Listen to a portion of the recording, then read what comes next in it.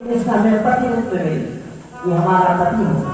तो सबने पूर्णमासी का व्रत रखा है कात्यायनी देवी का, और मंत्र जप करिए कात्यायनी महामाये महायोगिन्यधीश्वरी।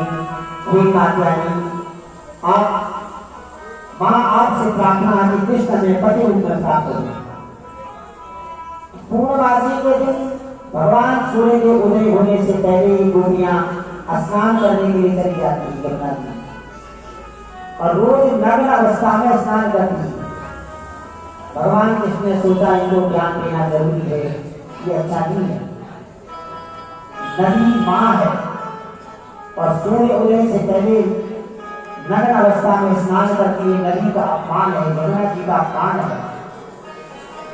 कभी भी नग्न अवस्था में स्नान नहीं करना चाहिए। जब गोपियां स्नान कर रही थी, भगवान ने गोपियों ने वस्त्र निकाल करके बाहर रखी थी, भगवान ने सबके वस्त्रों को उठाया और पेड़ पे चढ़े। गोपियों ने देखा बाद में हमारे वस्त्र कहाँ कौन ले गया। कोई गोपी सोच रही कोई पत्थर उठा के ले गया होगा।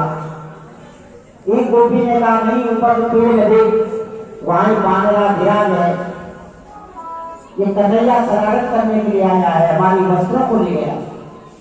गोपियां कहने लगी कन्हैया तूने ऐसा क्यों किया,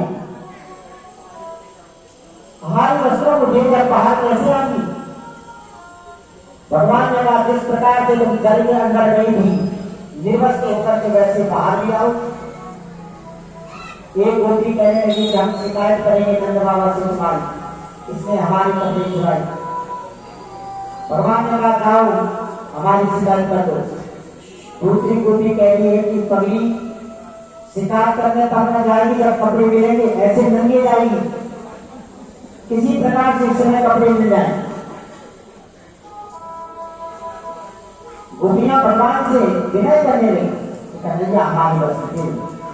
भगवान ने कहा गोपियों तुमने ये अपराध किया है, नदी में नग्न अवस्था में कभी स्नान नहीं करना चाहिए।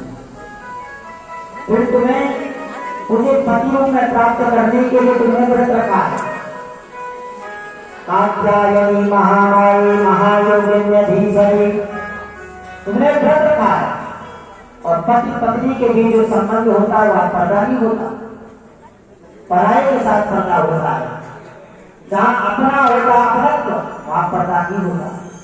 हर जगह तुम मेरा दर्शन करो, मुझे अपना मानती हो, तो फिर मेरे से सर्व कैसी लाज कैसी।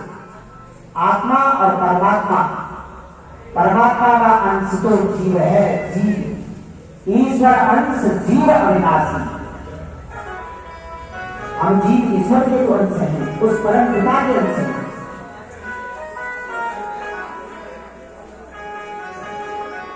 इसलिए भगवान ने गोपियों का मान मर्दन दिया और उन्हें वचन दिया कि तुम्हारी जो इच्छा है पूर्णमासी की रात शरद पूर्णिमा के दिन पूर्ण करूंगा। सारी गोपियों को वस्त्र लौटाए और गोपियां बाहर आई, अपने वस्त्र पहने अपने स्नान के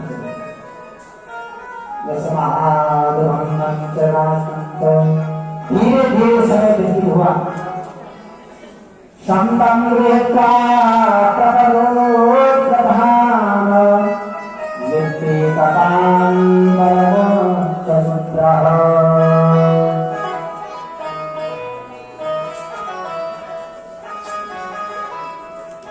इधर जब ये घटना हुई 2 घंटे हो गए।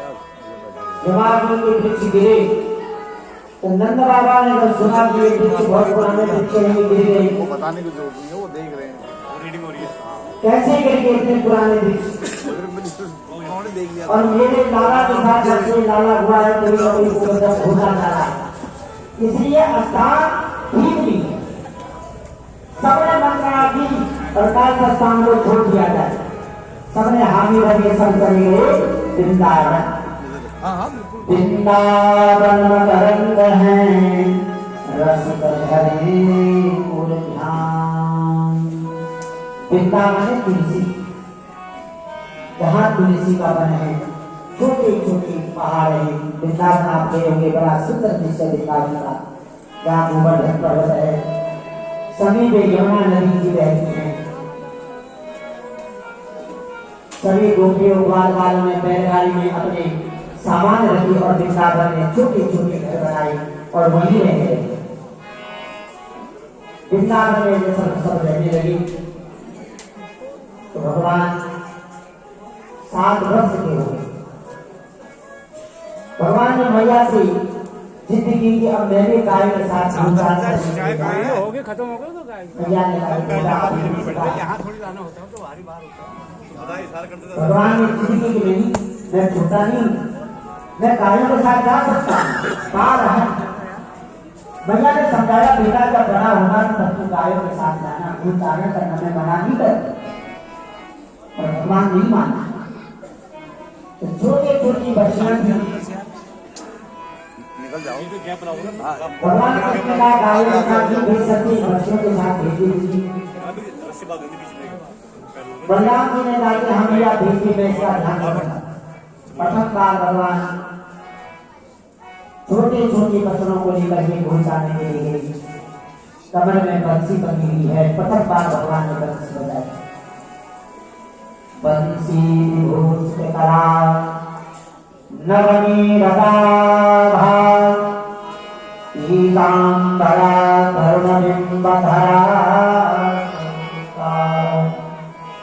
पूर्णेन्दु सुंदर मुखा तरविंद नेत्रा कृष्णात् परम किमपि तत्त्वमहं न जाने। भगवान कृष्ण ने जब बंसी बजाई